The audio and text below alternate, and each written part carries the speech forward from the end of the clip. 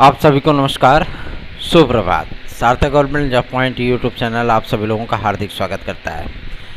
कल श्री कृष्ण जन्माष्टमी थी और भगवान श्री कृष्ण के चरणों में हम भी व्रत थे और उनसे जो भी मांग सकते थे, सर्वे भवन्ति सुखिनः सर्वे सन्तु निरामया सर्वे भद्राणि पश्येत् मा कश्चित् दुःखभाग् भवेत्, यही हमारा उनसे मांगना था। कोई पर्सनली चीज़ें कुछ मांग नहीं सकते, क्योंकि ईश्वर ने मुझे वो सारी चीज़ें दे रखी हैं जो कि एक व्यक्ति को आवश्यकता होती है।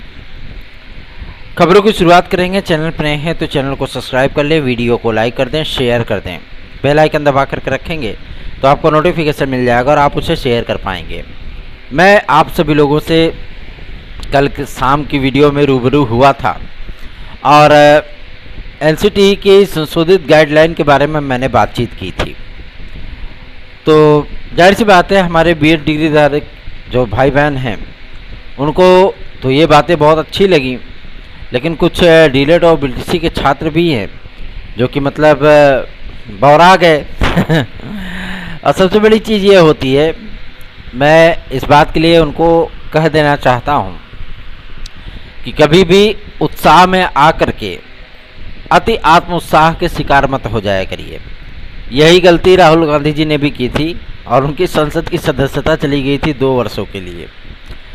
तो आप सभी लोग ऐसी गलतियां ना करें, उत्साहित हों लेकिन अति उत्साहित ना हों, क्योंकि अति आत्मोत्साह जो होता है ना, हमेशा घातक होता है। और कहीं ऐसा ना हो कि शायद आप लोगों की पूरी कुंडली ही पलट दे। ठीक है, खबरों में आप सभी लोगों को मैं बता दूं, विद्यार्थी कहते हैं कि सर इसका कोई प्रमाण दें।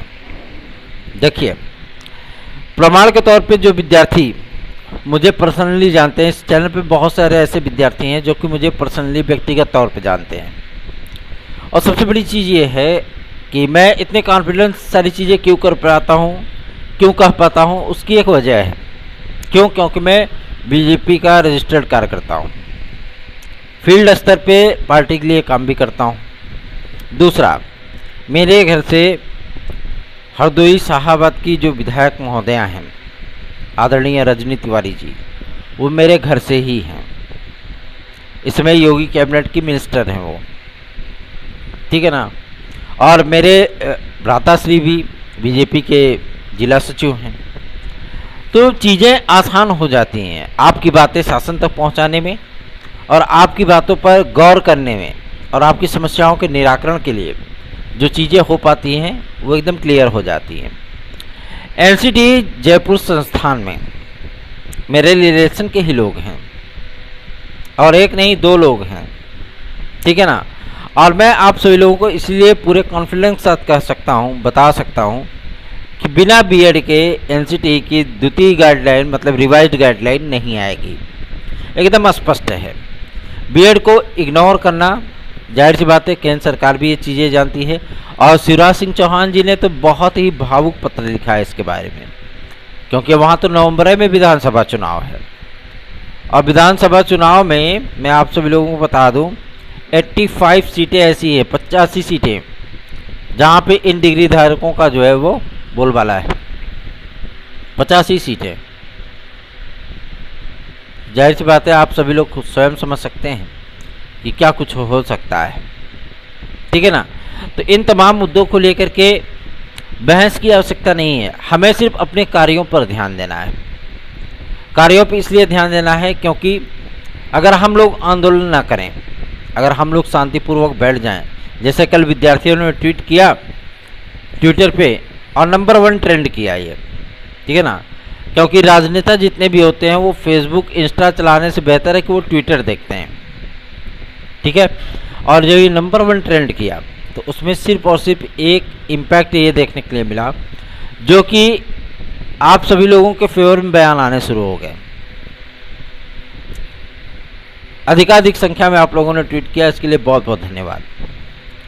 रही बात बीएड वर्सेस बीटीसी केस के फाइनल ऑर्डर के बाद क्या परिस्थितियां बन रही हैं, कुछ लोगों ने कहा 69,000 की किस्मत बदल जाएगी, 42,000 बीएड डिग्री धारक बाहर हो जाएंगे, शिक्षा मित्रों के साथ डीएलएड और बीटीसी वालों की मेरिट बनेगी और उनमें 40-45% के आधार पर नई भर्ती होगी ऐसा सपना देखना छोड़ दीजिए। ऐसा सपना कभी पूरा नहीं होने वाला। जो हमारे बीएड डिग्री धारक भाई बहन उसमें नौकरी कर रहे हैं वो सर्वथा अभेद्य हैं, उनको कोई नहीं हटाएगा, ठीक है ना, वो अभेद्य हैं। रही बात ब्रिज कोर्स की, तो ये अब की बार ये टंटे ही ख़त्म कर दे रहा है एनसीटी, क्योंकि हम सभी लोगों ने जो एनसीटी के सम्मुख अपनी बातें रखी थी, ठीक है ना, उसमें एक बात तो एकदम स्पष्ट थी, क्लियर थी कि अगर वो डिप्लोमा एलिमेंट्री एजुकेशन है तो हम लोग भी तो शिक्षा में स्नातक हैं, शिक्षा शास्त्र में, सीधी सी बात है। जब वो डिप्लोमा लेकर के आ रहे हैं और हम लोग स्नातक हैं, उसमें डिग्री है हमारे पास, और ये डिग्री ऐसा तो है नहीं कि किसी राज्य विशेष या किसी संस्थान विशेष के माध्यम से प्रोवाइड की गई है, नहीं। एनसीटी जो पूरे भारतवर्ष में प्राथमिक उच्च प्राथमिक शिक्षक भर्तियों के एलिजिबिलिटीज़ को रेगुलेट करता है, उसने ही मान्यता दे रखी है, और उनके ही गजट को देकर के विद्यार्थियों ने बीएड किया। तो 2010 के पहले बीएड डिग्री धारक सही थे, 2010 के बाद बीएड डिग्री धारक सही नहीं है। ऐसा क्यों? बहुत से ऐसे बीएड डिग्री धारक हुआ करते थे जो नौकरी करके रिटायर भी हो गए, फिर तो कोई बवाल नहीं हुआ। आरटीए एक्ट का जो मसौदा तैयार किया गया था उसमें बीएड डिग्री धारकों को भी 1 जनवरी सन 2012 तक का मौका दिया गया था ना। और उसके बाद अभी जो आदेश आया सर्वोच्च न्यायालय का, उसमें 3 वर्षीय जो बीएड है प्लस एमएड है ना, ब्रिज कोर्स के साथ वो भी अनिवार्य है, वो भी मान्य है। अब बताइए, सर्वोच्च न्यायालय का 2 आदेश बीएड डिग्री धारकों के पक्ष में, 1 आदेश आपके अगेंस्ट। अब बताइए, ऐसी परिस्थितियां जाहिर सी बात है कि शिक्षा विभाग को सोचने और निर्णय लेने पर विवश करती हैं। बहुत से राज्यों ने बीएड डिग्री धारकों को लेकर के ऊहापोह की स्थितियां जताई हैं, इसलिए एनसीटी ने, चूँकि अब आपको लीगल तौर पे पीआरटी में लाने का जो मुहिम स्टार्ट किया गया था उसमें हम लोगों को रुकना नहीं है। आज अंबेडकर नगर और कुशीनगर में हम सभी लोग बड़ी जनसभा का आयोजन करने चल रहे हैं, जिसमें बीएड डिग्री धारक हमारे भाई बहन सम्मिलित होंगे। हम लोगों को कंटिन्यू ये चीज़ें रखनी है, कंटिन्यू ये चीज़ें करनी है, हमको रुकना नहीं है, थक करके बैठना नहीं है। अगर हम रुक गए, थक कर के बैठ गए, तो जाहिर सी बात है जितना किया धरा है ना, सब पे पानी फिर जाएगा। और डीएलएड और बीडीसी वाले छात्र कहते हैं ना कि हम देख लेंगे कि प्राथमिक में पीआरटी कैसे आता है, आप देखते रहिए कैसे आता है। गारंटीड कर रहा हूँ, चाहे उत्तर प्रदेश हो चाहे अन्य राज्य हों, सभी राज्यों में पीआरटी पुनः सम्मिलित होगा। और एनसीटी की जो संशोधित गाइडलाइन है, जो सूत्र बता रहे हैं, उस एनसीटी की संशोधित गाइडलाइन में आप सभी लोगों को सम्मिलित किया जाएगा। ये एमएचआरडी मिनिस्ट्री का निर्णय है, ठीक है ना, आपको चिंतित होने की आवश्यकता नहीं है। निश्चिंत होकर के, बेफिक्र होकर के आप सभी लोग अपनी भावनाओं को काबू में रखिए। जाहिर सी बात है कि आप लोगों का कुछ बेहतरीन सा विकल्प जरूर निकल करके सामने आएगा, क्योंकि प्रयास हमेशा ही सफल हुए हैं और प्रयास हमेशा सफल होते रहेंगे। आप सभी लोगों को चिंतित होने की आवश्यकता नहीं है, बिल्कुल भी। आप लोगों को जो सर्वोच्च न्यायालय ने आदेश किया था कि लीगल तौर पर लाइए, तो जाहिर सी बात है कि अगर केंद्र सरकार सर्वोच्च न्यायालय में ये चीज़ें दिखाए कि इतने राज्यों ने बीएड को सम्मिलित करने के लिए कहा है, ठीक है ना, तो इसीलिए अब एक कमेटी का गठन किया जा रहा है, क्योंकि एनसीटी ने इस तरफ कदम बढ़ा दिए हैं। राज्यों के बहुमत के आधार पर ये चीज़ें की जाएंगी, और जाहिर सी बात है बहुमत बीजेपी के पास है, क्योंकि 15 से अधिक राज्यों में इनका शासन है, कहीं पे गठबंधन के साथ, कहीं पे प्योर मेजोरिटी में, ठीक है ना। अब इसमें सभी राज्य, आप सभी लोगों में बता दूं, 17 राज्य इसके फेवर में हैं। तो कमेटियों में जाहिर सी बात है जो विपक्षी दल हैं, जैसे कांग्रेस हो गई, तो ये आपको बाहर करने का यही तो मुहिम उठाई थी। छत्तीसगढ़ हो गया, यहाँ भी कांग्रेस गवर्नमेंट है, लेकिन वो सर्वोच्च न्यायालय के आदेश पर उनको कर रहे हैं। लेकिन हाई कोर्ट में आपकी खिलाफत ये करेंगे, ठीक है ना, हाई कोर्ट में ये आपकी खिलाफत करेंगे, लेकिन कोई चिंता करने की बात नहीं है, हाई कोर्ट से भी आप लोग विजयी होंगे। ठीक है ना, क्योंकि सर्वोच्च न्यायालय के आदेश के छत्रछाया में हाई कोर्ट भी आप लोगों के फेवर में ही डिसीजन देगा। अब ये कमेटी बनेगी, कमेटी के साथ 1 या 2 मीटिंगें होंगी, समझ रहे ना। 1 या 2 मीटिंग होने के बाद सारी चीज़ें क्लियर हो जाएंगी। फिर वही संतुतियाँ MHRD मिनिस्ट्री के पास भेज दी जाएंगी।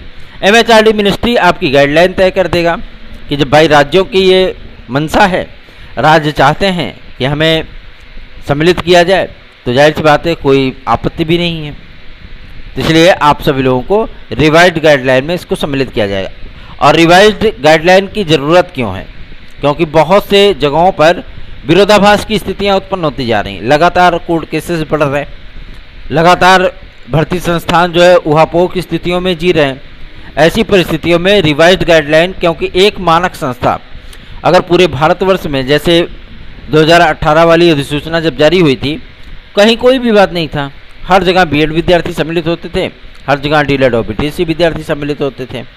अब ये जो ब्रिज कोर्स वाला टंटा है उसको समाप्त किया जाएगा, ये ब्रिज कोर्स हटाया जाएगा, ठीक है ना, क्योंकि इस मुद्दे को पूरी तरीके से दरकिनार करना है। और यदि ये चीज़ें आप सभी लोगों को सार्थक बनानी है, सत्य बनानी है, एकजुटता का प्रदर्शन करिए, साथ आइए, साथ खड़े रहिए, क्योंकि हम सभी लोगों का प्रयास कभी निष्फल नहीं हो सकता, ठीक है ना। आप सभी लोगों के सहयोग और परम आशीर्वाद की परम आवश्यकता है। तो इसलिए आप लोग अपना स्नेह दिखाइए और अधिक से अधिक लोगों में वीडियोस को शेयर किया करें, ठीक है। चलिए आगे बढ़ते हैं। अब बात करेंगे आपके कि आखिर ये रिवाइज्ड गाइडलाइन आएगी कब तक।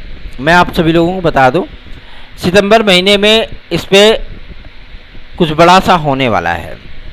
MHRD मिनिस्ट्री ने पूरी तैयारी कर ली है और ये पूरी संस्तुतियाँ होने के बाद, ठीक है ना, कैबिनेट से इसको पास कराने के बाद आप सभी लोगों को विस्तृत बेंच में याचिका देखने के लिए मिलेगी। और इस पर तीव्रता कब से देखने के लिए मिलेगी पता है? 13 तारीख के बाद, ठीक है ना, क्योंकि 8 तारीख से लेकर के 10 तारीख तक G20 समिट है, उसके बाद सारी चीज़ों का कंक्लूजन किया जाएगा। फिर 12 तारीख से हम सभी लोगों का दिल्ली चलो अभियान भी है, वहाँ पे धरना प्रदर्शन किया जाएगा।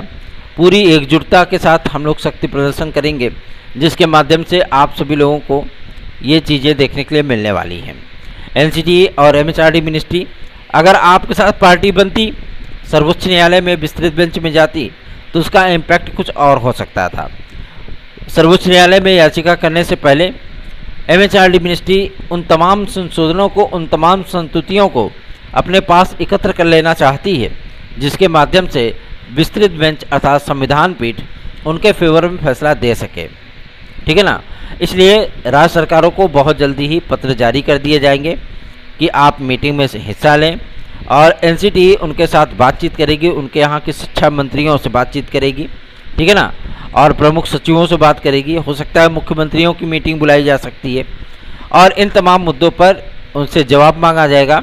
जो जवाब रहेगा बहुमत के आधार पर वही गाइडलाइन तय होगी। बात समझ में आ रही है ना। NCTA ने कहा भाई हम बीएड को सम्मिलित करना चाहते हैं, ठीक है, अच्छी बात है, बीएड को सम्मिलित करना चाहते हैं, क्योंकि सर्वोच्च न्यायालय में आपके फेवर में ही इन्होंने बहस की थी ना। ऐसा तो है नहीं कि NCTA आप सभी लोगों के विरोध में खड़ी थी, ऐसा तो है नहीं, है ना। तो अब भी वो आपके फेवर में है। ये जो तरह तरह के बयानबाजियाँ जो है पेपर में छप जाती हैं ना, ये सब फेक और पेड न्यूज़ होती हैं। NCTA ऐसा कुछ बोलता ही नहीं है, क्योंकि NCTA ऐसा कुछ बोल भी नहीं सकता। उसके ऊपर कौन बैठा है? MHRD मिनिस्ट्री, ठीक है ना। तो इसलिए मैं कह रहा हूँ कि किसी भी तरीके से आप लोगों को चिंतित होने की आवश्यकता नहीं है। निश्चिंत और बेफिक्र होकर के आप सभी लोग साथ आएँ, सहयोग करें, आप सभी लोगों का कल्याण अवश्य होगा। मैं गारंटीड इस बात की जानकारी आप लोगों को दे देना चाहता हूँ, PRT में बीएड को बाहर नहीं किया जाएगा, ठीक है ना। आप लोग सम्मिलित होंगे, सर्वोच्च न्यायालय का जो आदेश है उसके खिलाफ तो कोई जा नहीं सकता, लेकिन जो लीगल प्रक्रियाएं हैं उनके माध्यम से अगर विस्तृत बेंच में ये चीज़ें की जाएंगी या अध्यादेश लाया जाएगा, तो उसको फिर चुनौती भी नहीं दी जा सकती।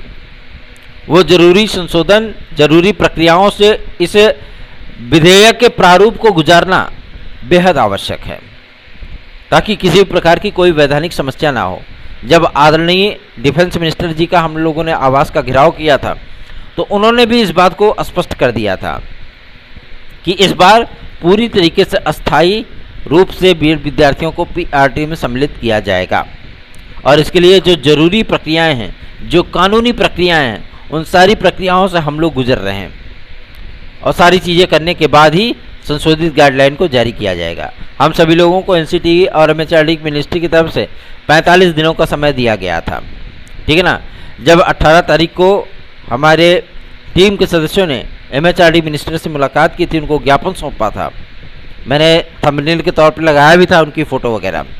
मैं आप सभी लोगों को बता देना चाहता हूं कि उन्होंने एकदम पुख्ता आश्वासन दिया था कि इन प्रक्रियाओं में 3 ऐसे सर्वोच्च न्यायालय के कमेंट हैं जिनको हमें जो है मतलब देखना भी है, समझना भी है और कानूनी तौर पे उसका पालन भी करना है, ठीक है ना। एक, राज्यों की संतुष्टि चाहिए, भाई बीएड को क्यों सम्मिलित किया, क्या ज़रूरत थी सम्मिलित करने की, तो राज्यों की सहमति भी चाहिए इस पर, ठीक है ना। और राज्यों में बहुमत की सरकारें किसकी हैं, भारतीय जनता पार्टी की, तो वो जाहिर सी बात है वो करेंगे ये चीज़ें, ठीक है ना। और दूसरा ये कि इसमें ब्रिज कोर्स सेतु पाठ्यक्रम ये ज़रूरी क्यों है ना, अर्थात ये ज़्यादा एलिजिबल नहीं है, इसका भी काउंटर करना है। और तमाम उन मुद्दों को लेकर के कि भाई ये समानता का अधिकार कानून है या मौलिक अधिकारों का उल्लंघन है, इन तमाम मुद्दों को लेकर के एनसीटीई ने जो प्रारूप तैयार किया, उन प्रारूपों को लेकर के एमएचआरडी मिनिस्ट्री ने पूरा प्रोफार्मा मिल करके कानून मंत्रालय के साथ तय कर लिया और जो जो तर्क, जो जो नियम, जो जो कानून महान्यायवादी महोदय ने बताया, उसी के आधार पे ये एक्शन लिए जा रहे हैं। अभी तो सिर्फ ये अंगड़ाई है जी, आगे बहुत लड़ाई है और हम सभी लोग जो कहते हैं ना उसको करके ही दम लेते हैं। आप लोगों को गारंटीड कह रहा हूँ, उत्तर प्रदेश में बिना बीएड विद्यार्थियों को सम्मिलित किया अगर एक भी पीआरटी की वैकेंसी आ गई तब कहिएगा 80,000 97,000 की तो बात छोड़ो, 7,000 3,000 की वैकेंसी भी नहीं आएगी, ठीक है ना। हम लोग इतना दबाव बना रहे थे, तब तो शिक्षा मंत्री जी के सुर बदल नहीं रहे थे और डीएलएड और बीटीसी वाले क्या कर लेंगे फिर, ठीक है ना। तो आप लोगों को चिंतित होने की आवश्यकता नहीं है। एलटी ग्रेड जीआईसी प्रवक्ता को लेकर के विद्यार्थियों के मन में जो आशंकाएं हैं मैं उसे भी दूर कर देना चाहता हूं। एलटी ग्रेड जीआईसी प्रवक्ता में आप सभी लोगों को बहुत जल्दी ही विज्ञापन देखने के लिए मिलेगा। अभी एक प्रमुख मुद्दा इनका उठा हुआ है जो है सब्जेक्ट कम्बिनेशन का। सब्जेक्ट कम्बिनेशन में उन विद्यार्थियों को उन्हीं विषयों में मौका दिए जाने का हम लोगों ने अनुरोध किया है जिन विषयों से वो सभी लोग बीएड कर रखे हैं क्योंकि कुछ बीकॉम के स्टूडेंट हैं, ठीक है ना, कुछ बीटेक के स्टूडेंट हैं और ऐसा नहीं कि किसी एक विषय, किसी एसएसटी मतलब सामाजिक विज्ञान में ही विवाद नहीं है। अब तो विषय कम्बिनेशन भी समाप्त हो चुका है, ना कोई आपका साइंस वर्ग का स्टूडेंट रह गया, ना कोई आर्ट वर्ग का स्टूडेंट रह गया। अगर कोई विद्यार्थी विज्ञान के साथ में इतिहास भी पढ़ना चाहे वो भी कर सकता है, पढ़ सकता है। तो अब जब आपने कम्बिनेशन हाई स्कूल और इंटर में समाप्त कर दिया तो वही सिलेबस, वही कोर्स तो छात्र अध्यापक भी पढ़ाते हैं। तो इसलिए विषय कम्बिनेशन का ये मुद्दा अब शिक्षा निदेशालय से ही सॉल्व होगा और ये जो नियमावली में संशोधन होगा उसी में इनको सम्मिलित किया जाएगा। शिक्षा सेवा चयन आयोग बनने में अभी थोड़ा सा वक्त लगेगा। क्यों? क्योंकि जो निर्धारित प्रारूप पे ये सेंड किया गया था उन निर्धारित प्रारूपों पर आप सभी लोगों को बहुत जल्द ही संतुष्टि देखने के लिए मिल जाएगी, क्योंकि ड्राफ्टिंग कमेटी ने इसका संशोधन किया है और उन्होंने मूल ड्राफ्ट में इसको जोड़ने के लिए रिक्वेस्ट भी किया है राज्यपाल महोदय से।